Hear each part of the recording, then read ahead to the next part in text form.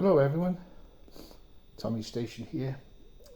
Today is the starting up of my Lambretta, which hasn't been done for a long time.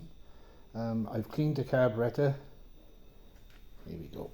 I've cleaned the carburetor, which is down in there.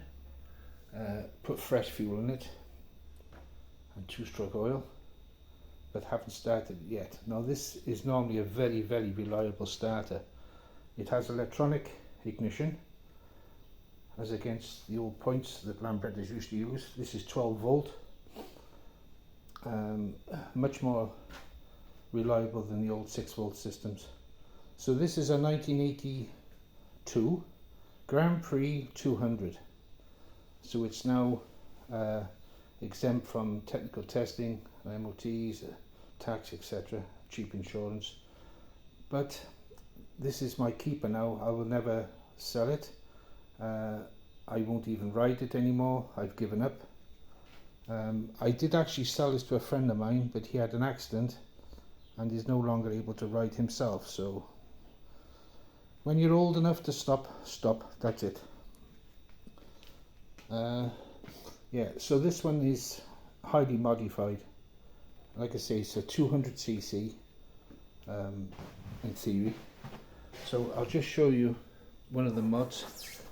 This is a hydraulic disc brake on aluminium tubeless rims. These are what they call, this is an Arthur Francis, very famous in the scooter world years ago. These are what they call pepper pot wheels. Yeah, so like you say, the toolbox, fuel tank, mudguard, engine cowlings are all highly polished stainless steel. This one is actually, it's 4-speed. It has a close ratio gearbox, so without being too technical, it has an SX200 first, second and third gear and an LI 150 fourth gear. So there's absolutely no gaps in the ratios as there were in the Grand Prix 200 gearboxes.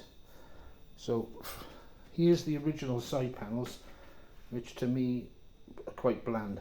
So what I did, I bought SX200 panels, which are very hard to get a hold of. These are actually made in Vietnam. So they've been repainted, obviously. New Lambretta flashes on them. So this has what they call a TSR Evo exhaust. Let's see if I can pan down. Again, stainless steel. I changed the rear shock absorber on this just before COVID, and like I say, this hasn't really been used at all. I think once since COVID, that was it. So like I say, it has a glove box. This was they're all extras. I put all these on. Obviously extra mirrors. An old mod, you have to have the mirrors. I also installed my own indicators, but the battery is completely dead, so I can't show them working. I'll fire this up soon. Yeah, so like I say, this is a scooter that I've been developing over the years. Spent quite a lot of money on it, but for me it's worth it. It's a good hobby.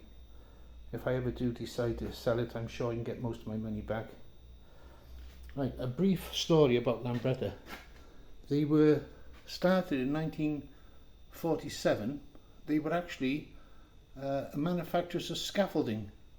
Hence Lambretta have a steel tube frame as opposed to Vespa, which have a pressed steel body.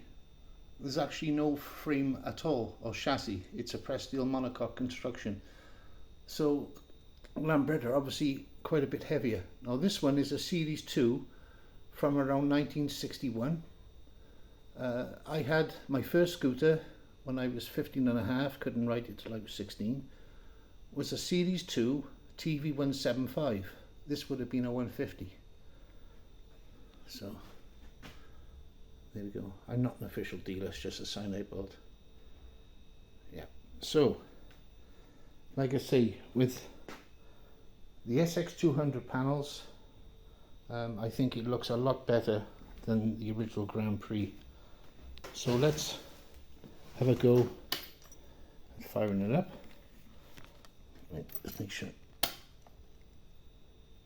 Yeah, ignition's on.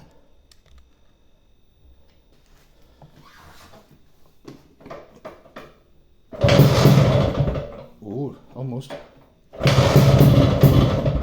Almost.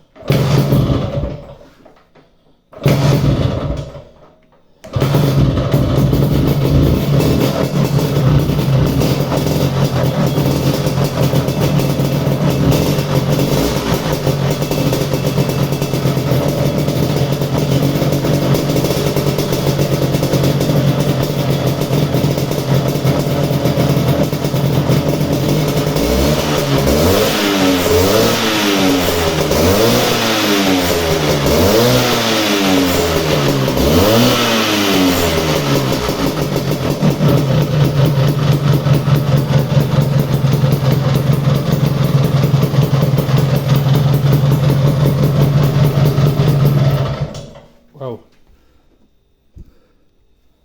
Took a bit of time for the fuel to come through, but it started up. Very, very nice. Yeah, a long time ago, somebody asked me about Lambrettas. You can still buy them, but they're not made by Lambretta anymore. I believe they're made by a Swiss company. There's Royal. There's a couple of Lambretta lookalikes. Going back to the story of Lambretta, or Innocenti, who made Lambretta, Innocenti used to make the Mini and Austin 1100s under license in Italy.